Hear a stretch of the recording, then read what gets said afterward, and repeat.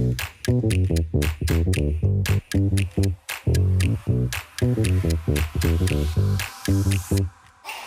everybody. Welcome back to our channel. This is Why Did You Send Me This? I'm Ali. I'm Maddie. And I'm Arianne. Have you ever had a meme or something come up on your For You page that you found absolutely hilarious? Or you went down a rabbit hole on the internet and you now are an expert in this niche corner of something, but you've had no one to share it with? Well, welcome to our podcast where we share our niche little corners of the internet with each other and basically come to show and tell. Adult show and tell. Yes. We're back because Arianne's OnlyFans didn't take off. Not yet. I love that. The only fan. Just one. No. Me and Jackie are her two OnlyFans. Yeah, I have two subscribers to start. So that's pretty good. I don't know if they'll pay. Are you paying? Would you pay? Full price? No, they're looking for discounted rates. Oh, well, friends and family. Yeah, sure. Yeah. So how's everyone's week been? Actually, well, we had a pretty exciting week. Did we? Yes. What'd we do? Cast your mind back to Monday night. Oh, yeah, I forgot about that. What was Monday night? Oh, Arianne, it was not the best night of the year so far. That's a big praise. For a certain someone came into town. Oh my God. We saw Miles Teller. How did you forget that? You organized us to go. I was so tired. Ali, tell everybody what we did on Monday. Well, we went to our local bar called Local. Very original. And Miles Teller was there because he was sort of doing promo for this new drinks brand that he's a co-founder of or something. Related to in some capacity. All I can say is that the drinks were free and they were delicious. The Finnish long drink is what it's called. There's a sugar version and a sugar-free version. Sugar-free was delightful. It was very nice. And Miles Teller was very nice too. Nice in person and to look at. Nice to look at. Ali got her deck of cards signed. I did. I got to chat with him for a little bit. I got a free t-shirt. And our dear friend Emma got to touch his hand. It was a gentle touch that she turned into a hold. I think it was supposed to be a high five and then it sort of turned into like a hand hold a little bit, you know? It was a very sweet moment. It was very welcoming. And then her heart exploded. Yeah, it was a fun night actually. Other than we sat outside for the first 20 minutes and we almost got blown away. Literally, it was like negative 10 degrees and windy, and there was these like heaters, but because it was so windy, it was not warm. Blowing a hoolie. And I was coming from the gym and you guys got there earlier and I was hustling on my way over because I was late. And I was like, okay, like whereabouts are you guys? And like, we're outside. I'm like, I'm turning around. This is insane. You were like, no. And I immediately regretted showing up and sitting down on that patio. It was rough. I know it's April, but like it's not patio season yet in Toronto. I got assaulted by the menu. Do you remember that? What? You missed it. Oh my gosh. It was so windy. So the plastic menus on the table literally took flight. And one of them literally got me right in the face too. And I was too cold to stop it. Arianne's hands were like in her jacket pocket, so she couldn't like react quick enough to get them out. So she just accepted her fate, and it stayed there for a good like couple of seconds before it flew off into someone else. It was so funny. You just let it sit there? It was too cold. There was nothing to be done. And also it kind of blocked the wind for a little bit. It did. It really did. But we made it inside, guys, in case you were worried about us. All in all, an eventful night. I would say memorable, but Arianne didn't even remember what we did, so maybe not for her. All the free drinks. I don't know how many we actually went through. I wasn't drinking, so they kept bringing us around free drinks, which meant like there was extra rounds for the rest of y'all. I think I had like 3 or 4 because they were free. Did you actually? Yeah, because they were free. I didn't even see you drink them. Like I had 2 hands. We were there for like an hour and a half. If it's free drinks, I'm like, might as well. She's got 2 hands and 1 mouth. I think maybe that's why I was so bold to go up to him and be like, Miles, my cards. That was really cool though. No, that was super fun. I'm glad we got inside. Yeah, we had to sneak inside by being like, where's the bathroom? Any other highlights from your weeks? Our cilantro TikTok blew up. We felt so popular this week, guys. Turns out it is not the only vegetable. I mean, Ali did tell us. Ali was right, and we just... Because I'm different. You are different. Maybe cooler than us. Can I just say, we have that recorded now that you were like, she's cooler than us. But yeah, so we thought we'd share with you guys some other produce, I guess, that has different names in different countries and around the world. Every time I go on the internet or I go on these kinds of rabbit holes of the internet, I realize I'm dumb. I'm glad you said it. Oh. Arianne was going to say something positive, and there's me. There's so much that I'm like, I didn't know. Oh, here's a crazy one. Apparently, cilantro is also called Chinese parsley. Ooh. Also, rocket being arugula. That one throws me off. Apparently, coriander. What was that accent? Where are you from, love? Well, this is funny, but coriander or dania here in South Africa. Oh, this is so mean. Someone wrote, "This must be an American post. One is a seed and one is a leaf." We're not Americans, okay? Something that's unifyingly Canadian is we are not American. Yeah. You can try to struggle to define what the Canadian culture is, and there's a lot of ways you can define it and redefine it and elaborate on it. But like any Canadian can vehemently agree we are anything, but we are not American. Well, Canadian culture is just maple syrup, right? And poutine. It is the Maple Syrup Festival coming up. Oh my God, I loved that last year. We went and we climbed inside a giant sap bucket. I do remember looking at this on your story when I was lurking you when we first became friends, and I was like, "That's so cute, and I want to go." You can come. It was so fun. It's basically everything you can think of is maple syrup. Does it include like tarts and stuff? Oh yeah. How many tarts do you think you could eat in one sitting? I think at least 3. That's it? With a cup of tea, 4. Oh, I know. I was like, I'm going for at least like a box myself. Wait, how much is a box? 6? Like at least 6. I think I could do 6. But I think, dare I say, the butter tarts, they just become too sweet after a while. You gotta mix it. You gotta sip some water. Yeah. That's what the cup of tea is for. Okay, I found an article. Maybe we will go through this. Gammon or ham? You call it gammon? Well, gammon ham is a type of ham. It's like the thick cut. Because you know when you have like sandwich filling ham? That's just ham. But gammon ham is like the thick. Like the roasty thing? Yeah, exactly. Yeah. We call it gammon. I never knew that. And it's really nice if you have that with a pineapple on top. That's how Hawaiian pizza came to be, probably. I like how you add probably being like, don't fact check me. No. It's a claim. Well, I mean, my note from our first podcast was like, is that true? Well, you can't fact check me, therefore it's right. I like that mentality. Hell yeah. Okay, biscuit versus cookie. Oh my God. That's a big point of contention in our household. It's only a cookie with chocolate chips in it. Or like a big circle. So like the boxed ones is a biscuit, even if it has chocolate in it. For me, a cookie is like a round biscuit that's like the size of your hand. It can have like, raisins, coconut, chocolate chips preferably. But anything else is a biscuit. Like a hard cookie typically is like a biscuit. Got it. Shrimp or prawn? That was one that I didn't know. Really? I was in the UK the first time. I was getting Thai food.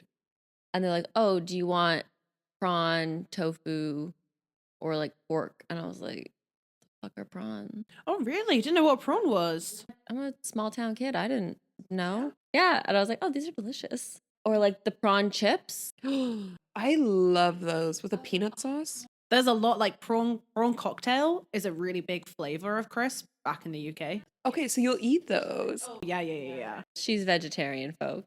But it's like, for me, it's more like eating the meat. If it's a flavor, like, let's be honest, there's no prawn in prawn cocktail. It's just like different types of like spices. But how did they make it taste fishy? I don't know. Just a lot of salt, I think. That's what I'm gonna go with. And our last one, which is okay, ice lolly or popsicle. Speaking of, Don't shame me. What? We have so many ice lollies in our freezer. we have an entire drawer of popsicles in our freezer because last summer, Allie was like, I would like a popsicle. So I bought a box, obviously. A Costco-sized box. We live in a small condo. There's an entire drawer in our tiny freezer that is just freezies that every time she opens it, she's like, I'm going to eat those. Yeah. But it's been so cold. I can't have an ice lolly when it's so cold. In the summer, you should like cut them and add some alcohol in it. Ooh. Okay. Like maybe I can make like a slushy or something. Like break them all up. Oh, okay, yeah, we'll do that. Liquidation sale on the popsicles. Literally. Anywho, Time for a Mimi. I mean, me, who wants to go first today? Arianne, do you want to go first? Sure. Okay. It's kind of not a specific meme, but it's this one guy's content that I've really been enjoying, and I keep thinking about it. It's been like 2 weeks that I've been thinking about it, so I have to talk about it. Junie B Jones was girl bossing before you even knew what it was, okay? Junie is a 5-year-old girl who has more blind confidence than you could ever imagine. She learns she's about to have a baby brother, and she's like, "Ugh, can we not? Like, I was just starting to get some attention around here." Her grandma comes back from the hospital, and she's like, "Junie, your baby brother is the cutest little monkey I've ever seen." And Junie's like, "Wait, a literal monkey? Oh, the press is gonna eat this right up." At school, it's time for show and tell, and Junie is chomping at the bit. She's like, "Oh, you guys are not gonna believe this one." And she gets up there, and she's like, "My mom fucked a monkey, okay? And now I got a monkey brother. Beat that." Then Ricardo says, "I think monkeys are cool." And Junie's like, "I think I just got a boyfriend." Then at recess, she takes bids for an exclusive first look at her baby brother. She pits her 2 best friends against each other, and she is getting their lunches. She's getting their accessories. And then finally, Grace is like, "I don't have anything left but my shoes." And Junie's like, "Yeah, it's going to be really hard departing with them then. Here, let me help you untie them." She takes her shoes, and Junie turns to Lucille, and she's like, "You got cash?" Then the teacher sees that Junie has everyone's food, and she's like, "Girl, are you grifting?" Junie didn't even trade shoes with Grace. She just took them and then put hers away. So the teacher's like, "You're going to the principal's office." And Junie's like, "Ugh, really? Do we have to? Like, this is not good for my brand." So Junie's like, "Look, my grandma said my brother's a monkey, and if you don't believe me, call her up." So they do, and the grandma's like, "Junie, it's just a figure of speech." Junie's like, "You know what?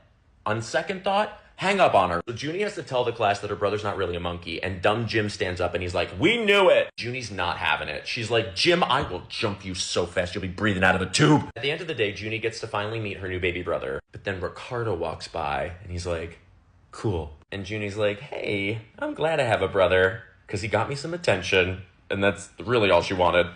So it's this guy who made a TikTok about, he's describing a children's book, but I don't know, but the children's book, and he added all these fun little cuts and edits of this girl terrorizing her school. So why did you send me this? So I used to read the series of books as a kid, and I guess like I fully blacked it out, but then he's like his content started showing up in my feed and like doing recaps of all the books in that series as well. And I forgot how funny they were. And I've just been replaying them in my head pretty much since. I've seen that he's done a couple of the Bernstein's bears as well too, but I find them super funny, and it like just brings a childhood memory back for me too, which is great. And it's still hilarious. Like the way that he's explaining the story, I'm like, no, it still stands. It's still as funny now as it used to be then. Do you feel like he's explaining it in a different context to when you read it as a kid? Or are you kind of like, I feel like he's being pretty truthful, actually?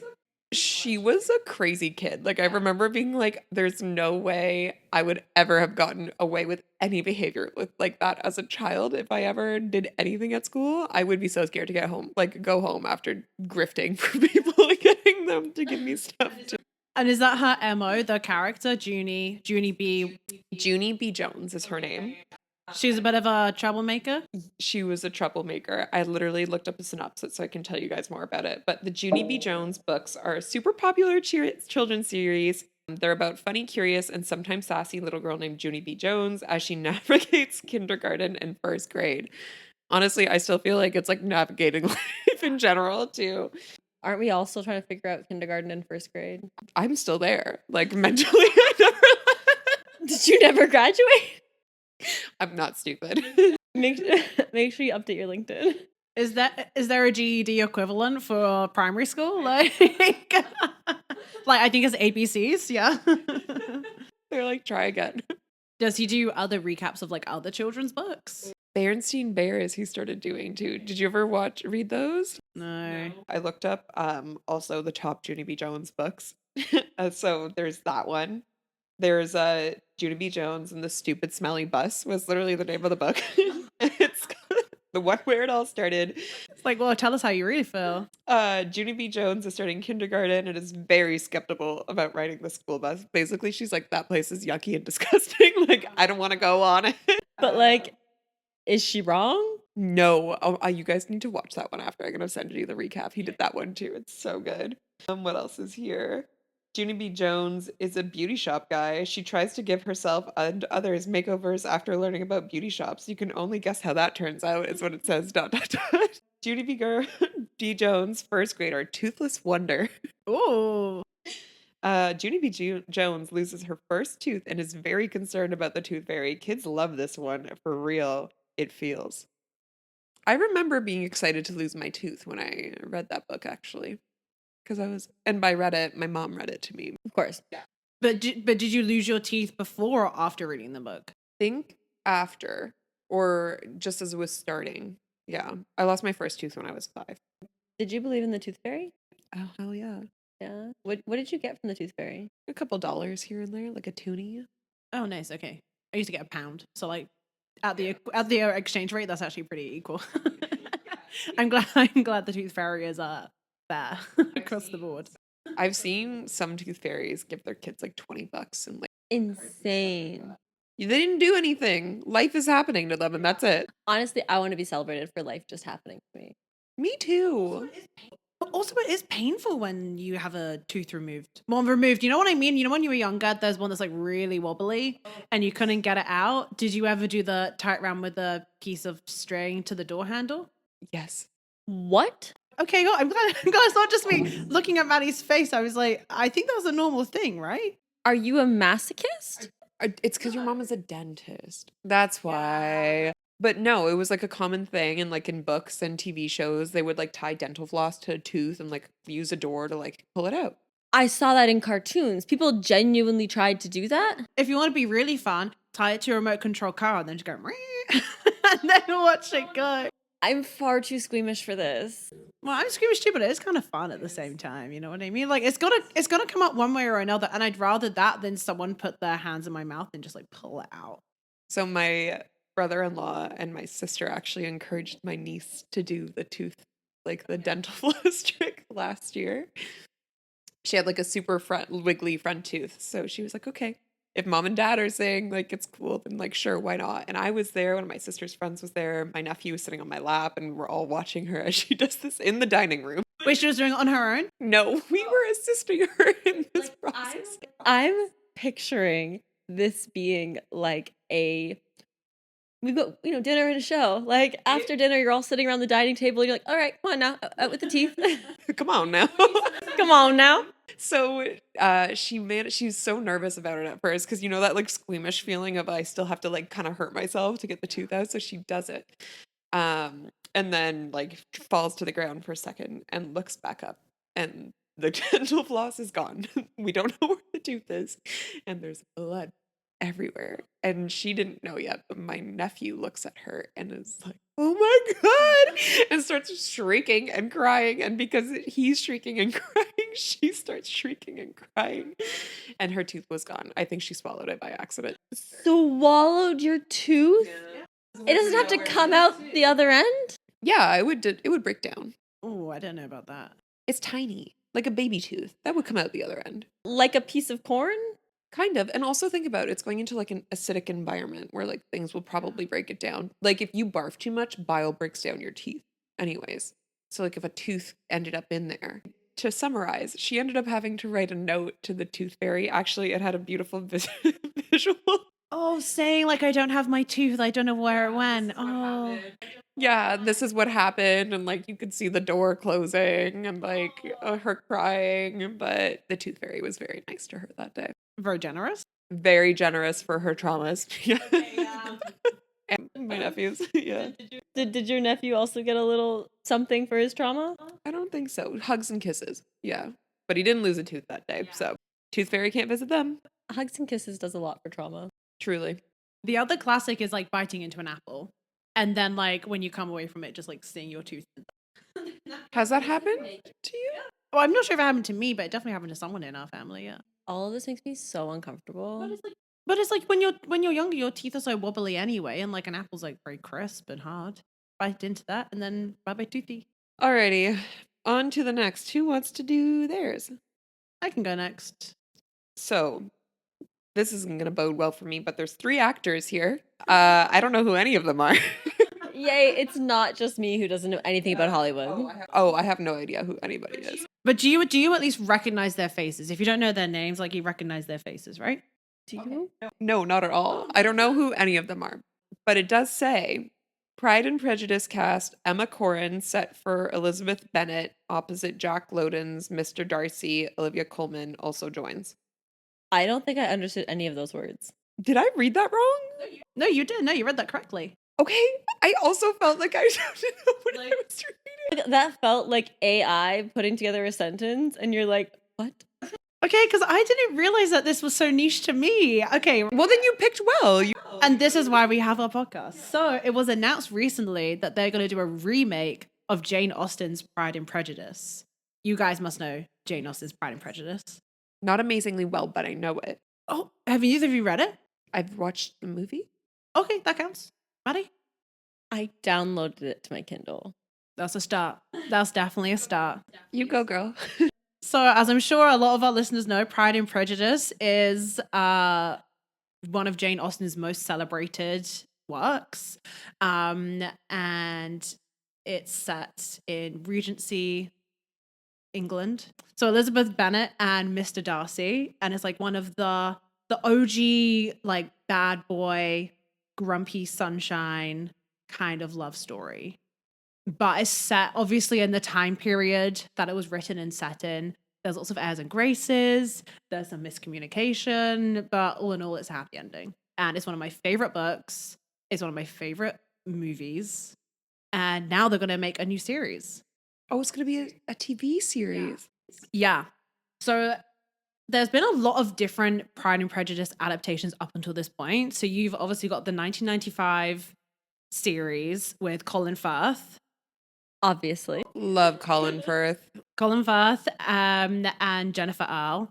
And then you have the 2005, which is my personal favorite, feature film with Keira Knightley and Matthew McFadden, which is a work of art. I feel like whenever I have a down day, I watch that film and I'm like, everything's fine in the world.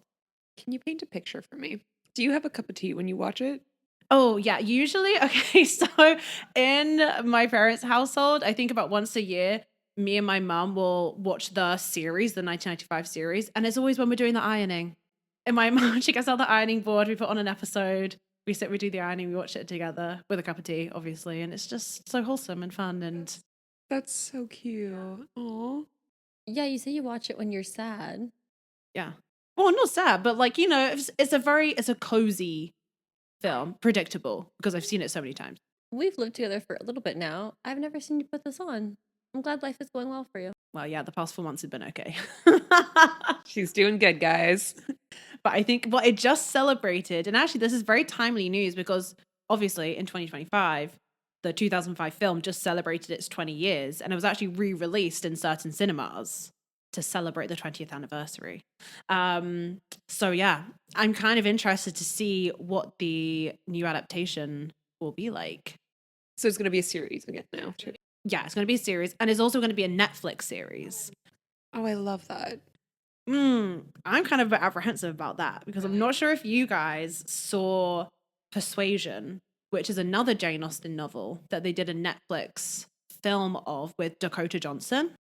Oh. And it was Persuasion. They've done a few adaptations of that previously as well. But this one, it was kind of like The Office style take where the characters would talk directly into the camera. And it was so weird because, you know, Jane Austen's works, they're very antiquated and there's a lot of pomp and circumstance and it's very docile.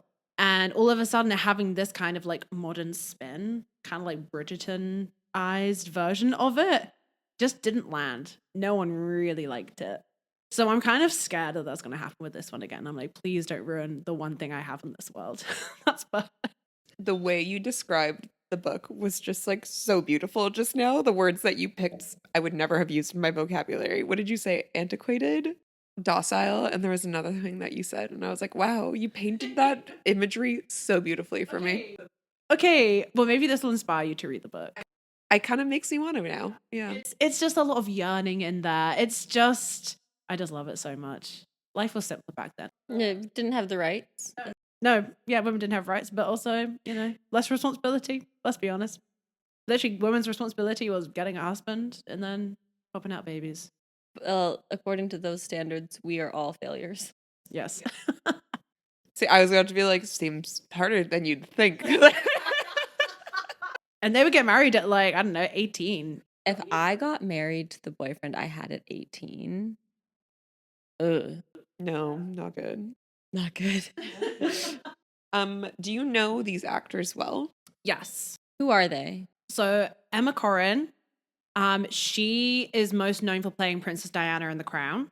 So she's already kind of been in a period drama-ish.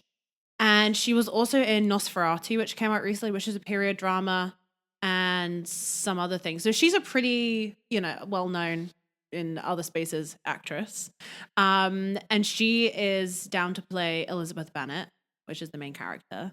So I think she would do a good job, but I feel like with Lizzie, she's funny too. She's very clever. And I just hope that gets translated too, rather than being so serious. Because I feel like sometimes Emma Corrin is a very serious actress, but she's a very good actress. So I feel like she could do a good job. Now that I look at her more, I do see that that's Princess Diana. Yeah. Yeah. I loved The Crown also. Great series. Yeah, that was a good series. Okay. And the other two? Jack Lowden, I don't know so much that he's been in. All I know is that he's married now to Saoirse Ronan, who I love. But I think he'd be a good brooding Mr. Darcy. And then we have Olivia Colman, who also very well-known celebrated actress, Oscar-winning, and a UK icon, let's say. What is she in? She was in Broadchurch. She was in... What's that really famous one she was in? She was also in The Crown. Was she? Yeah. She played Queen Elizabeth in the third series. The old Queen Elizabeth. Not the oldest one, but the middle one. Yes. Oh my gosh. So it's the Crown reunion. Now that you say that, though. You see who she is. Oh, she was also in The Favourite, which is what she won the Oscar for with Rachel Weisz. So yeah. So she's been in a lot. And it hasn't been officially announced, but I'm almost certain that she'll play Mrs. Bennet, which is Elizabeth Bennet's mum. We'll see how it goes. But I am waiting with bated breath of this. But do you guys have a favorite like literary adaptation into a film or TV show that you love? Or because there is another one that they're filming at the moment, which is Wuthering Heights. One of my favorite Christmas movies is from a book called Eloise at Christmas Time. Oh my god, what's that? Oh my gosh. It's off of a children's series. This is not boding well for my education level today. Yeah, there's a theme here. I love childhood books, apparently, but no, it's one of my favorite Christmas movies. There's this kid book series, Eloise at the Plaza, about this little girl named Eloise who lives at the Plaza, and it takes place in New York. I don't know, they just did such a good job at bringing the imagery from the book to life. I was thinking more like period dramas, but sure, whatever. It was an open-ended question. I think my favorite literary adaptation into a movie has to be Twilight. Oh yeah, that's a banger. You don't have the biggest literary readers here. Speak for yourself. I think Twilight is a work of art of the time. If it came out now, I'd be like, not sure. But 2009. Can we just make the entire filming of this episode in that Twilight sepia blue? Oh yeah, Like, you know how the entire first episode is like in that weird blue. first episode film. Yeah. I hate it. Oh, it was so moody. Okay, so of the Twilight films, ranking them best to worst. But we're doing Breaking Dawn as like 2 parts. Yeah. So what's the best? I think Eclipse. What? Yeah, there's a lot of drama that goes on in Eclipse. Isn't Eclipse just like the one where Jacob is horny for Bella, but like he actually gets to fuck her? Nah, babe, that's New Moon. New Moon is when Edward goes away. He's like, I'm not good for you. The most boring. I think we can all agree New Moon is the worst. Yeah. I haven't watched them in so long. I only watched Breaking Dawn Part 2 recently, so I really need to recap. One of the worst as well. That birth scene. They make her look so sick. Yeah. Oh, yeah. It's kind of crazy, actually. But there are so many iconic lines from that series. Where the hell have you been, Loca? Like, oh, So good. I quote that a lot. I do think the best one has to be the first one. The first Twilight was the best. Yeah. But Team Edward or Jacob, though? Edward. Edward, of course. Okay, good. He's not so like hairy like Jacob. Oh, you don't like him hairy? Remember? Bald head. Yeah. When the sun glints off it, oh yeah. Something's got to shimmer one way or another, guys. You set that up. Yeah, you really did. You really did. Yeah. During the pandemic, I reread the entire Twilight saga just because we were in a global pandemic. You had a lot of time on your hands. I had a lot of time on my hands. And someone I was telling that to at the time, and they were like, "Oh, are you okay?" And I was like, "No, clearly not. I'm rereading the entire Twilight saga." I would have been like, yes, this is amazing. Peak life right now. Yeah, I will say I remembered the writing quality being better than it was. Like it felt like it was written. This is what I mean. When it came out, everyone was like, oh, this is amazing. This is so original. This is such a good, series. And then actually when you go back and read it and you're like, the writing quality is kind of a bit of a B-, but subpar. So when is it supposed to come out? I don't know, actually. I think what's just been announced, so probably going to production later on this year, and then probably will be released end of next year, if not 2027. It depends. I don't know how many episodes they're doing, but I feel like it's pretty early days. So we'll see how it goes. Well, hopefully we can all watch it and have cups of tea and maybe do our ironing together. Yes! Oh my gosh. I hope it's good. It will be. I have faith. Netflix, don't do her wrong. If it's not, they'll break my heart. I hope they know what's on the line here. And it's not just me. There's a big network of Jane Austen lovers. I feel like the pressure must be on. It's like one of the biggest books ever behind the Bible.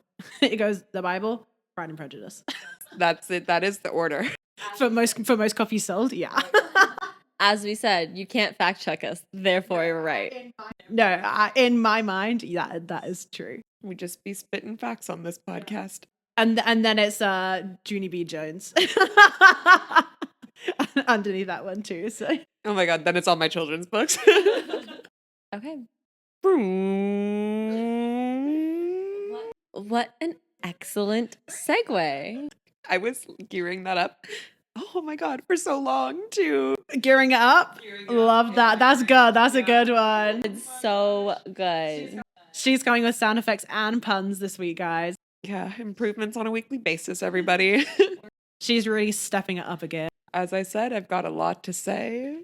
Mostly sound effects. Mostly sound effects. So it's the second week of a triple header. We're in Bahrain this weekend. We are filming this on Saturday for once, mixing it up. So the race has not happened yet. So don't know what happened. I hope it's exciting. Anything could be better than Japan last week. Yeah, anything is better than last week. Let's be honest. So I do have an F1 meme. There hasn't been a whole lot happening this week with Formula One. Or maybe I just haven't been on the internet as much as I normally am. So yeah, do you want to read the meme? You bet your bottom dollar I do. So what I'm looking at this week, also I need to share that most of them come from an account called F1 Troll. Maddie must be an avid subscriber there. There's 6 pictures total, and like on the right side it's conversation as it goes down. On the left side it's different teams from F1. So at the top is Red Bull. It is Max Verstappen. And give me a hint. Give me the first letter. We talked about him a few weeks ago going up the cloud to join. Oh god, he's the new guy, wasn't he? Yeah. It's a la la la. La la la la la. La la la la la. Liam Lawson. Yeah. Okay, yeah. So it's Liam Lawson and Max Verstappen. And then on the right it says, I prefer the real one-man team. And then below that it is that Williams? Yeah, it's Williams Racing, and it's Carlos Sainz and Alex, what's his face? I love how you know them because I won't shut up about them. Yeah. What's his last name? Albon. Albon. Alex Albon. Yeah. And it says, I said the real one-man team. And then below that, this is going to be the tough one. Is that Lance Stroll? Yeah. Guys, you see, I do have things to contribute now. How did you know that name? I've been watching. You know I've been watching. Also, he's Canadian. He's the representative of this country. Who is with him? Is that his manager? No. Is that a racer? Yeah. Really? Yeah. He looks old and tiny. He's actually the oldest one on the grid. Who is that? Fernando Alonso. Oh my God, they're together now. I didn't even realize that. What season of Drive to Survive are you currently on? No, I know who. I think I'm on season 2 or 3. He's there, but I didn't realize they were racing together. Who's he racing for in season 2? I don't know. He's not Renault anymore. Was he Renault at one point? No. He's been on every team on the grid. He's worked his way around. Well, he retired for a bit and then he came back, right? Damn, can't stop, won't stop. But next to that photo, it says perfection. So something about there being a lead driver. Do you know why each one of those teams are considered a one-man team? I know the car issue with Red Bull, like the second card, the second drive. Yes, so that one, yes. Max Verstappen carrying that team. I don't know about Williams. Well, has Carlos Sainz got any points since he's been driving for Williams this season? Ooh, that's brutal. No, but like That's why. Because Alex Albon, let's be honest, right now is carrying that team. Alex Albon's been carrying that team. Alex Albon is doing so much. Like, remember his overtake in Canada last year? That was absolutely incredible. He weaving in between everybody. It was incredible. Damn, bro. Damn, he got speed. He's such a talented driver. And then Carlos Sainz is also an incredible driver, but he's struggling to pick up on the nuances of the car. Like makes sense. He's been driving for Ferrari for quite a while, and now he's getting used to a new car, and yeah, There's a learning curve there. But he is, I believe, P8 for the race tomorrow, so at least starting in the points. And then, do you understand the last two? Is it because Lance sucks? Yes. Oh my God, guys, I get it. I love how you know very little about F1 and you already know that Lance Stroll. he sucks. He sucks. I mean, if you're with a seasoned driver and it says one-man team, I can only assume that he hasn't improved since where I've seen him at the beginning. So But the thing is Lance Stroll is also a seasoned driver. I think he's like 8 or 9 years of F1 experience. yeah, but not compared to Fernando. No, I do know he's about our age. He's like late 20s, 28 or something. Yeah. Yeah, I had this whole thing where it's a joke between my dad and I that I'm going to marry Lance Stroll. Oh, you were telling me this, yeah. Yeah, because like his father's rich. Well, his father owns the team. Yeah. But like his father's rich. He's a Formula 1 driver. He's Canadian. He go get me into races. I think he'll do more than that. You'll get those VIP passes if you marry him. Yeah, and like he might not be very bright, Well, but like that's okay. that's kind of rude to talk about your future husband like that. Just because he's not very bright doesn't mean that like he'll be like I have dated more intelligent men who caused more harm. Like he's just a bit dull, and that's okay. He can't if he's not smart enough to know how to hurt me. Oh. You seem to know him pretty intimately. It's become like a very detailed joke with my dad and I about how like Lance Stroll is going to like, I'm securing our family's retirement. Maddie Stroll. Maddie Stroll. Yeah. Don't particularly like him. He's not my favorite driver on the grid or anything. But Lance, if you're listening to this, Her hand is free. You literally just said you don't think he's very nice. Like, I don't think he's gonna marry you. I said I don't think he's very bright. Bright and dull. Like he posted on his socials this week of just him sitting there doing nothing. And everyone in the comments was like, is Lance managing his own socials? And like he's clearly such an introvert. And like anytime he ever gets interviewed, he gives like one word sentences, one word answers. I think he's just happy to be there, isn't he? He is happy to be there. Yeah. On the grid, like he finished P20 in Suzuka and he was like 15 seconds behind the last like P19. Like this man is not doing anything. And I think it was Australia because of the rain and he hadn't pitted. He was up in like P2 at P3 or something like that at one point, and the commentators were like, oh, Lance Stroll's up there in a place he's not expected to be. Savage. But he's not supposed to be there. That's not for him. Has he ever won a race? No. He won an F2 and Doesn't count. yeah, he did decent. He's had a few podiums though. No, not an F1. Not at all? No. Oof. Well, what's he still doing there then? His father owns the team. Oh yeah. He can do whatever he wants. No, you're right. Yeah, he can do the absolute bare minimum. And like I think the way that Lawrence Stroll is pouring money into Aston Martin, that's the name of the team, Oh yeah, that's who they are. like with Adrian Newey, and it's $100 million contract for the aerodynamics of the car. The real question isn't if Aston Martin can win a world championship. It will Lawrence Stroll make the necessary cuts, aka his son, to win a world championship. Because Alonso is a fantastic driver. Yeah. He's been struggling and DNFing a lot this season, but he's a great driver, a very ambitious driver, and very like cutthroat driver. I do have a fact check. He has podiumed 3 times. Oh my god. What? How? Maddie's spitting lies now. Where? When did he podium? In 2017 in Baku, and then in 2020 in Monza and Sakir. But yeah, so he's been on the podium 3 times. Look his little face. A third. Let's not get ahead of ourselves. He's been a third every single time he's been on the podium, but yeah, he has. Seriously? So he's doing okay, but not great. I mean, he guessed my husband's less of a disappointment though. So maybe you are brighter than she thought. Yeah, you know, I like a man that can surprise me. Not as dull as we're thinking. All right. So do you understand now? I do understand. Thank you. Honestly, that was pretty good. I feel like my comprehension wasn't 0 for that one. Yeah, good job. Are you going to watch the race tour? I would like to. All right. Well, thank you everybody for listening to our podcast. Subscribe to our channel on YouTube, TikTok, Instagram. Why did you send me this? Anything else? I don't think we have homework this week, actually. No. Well, thanks for listening. Have a great week, guys. Toodles. Catch you in the next one. Peace out, my dudes.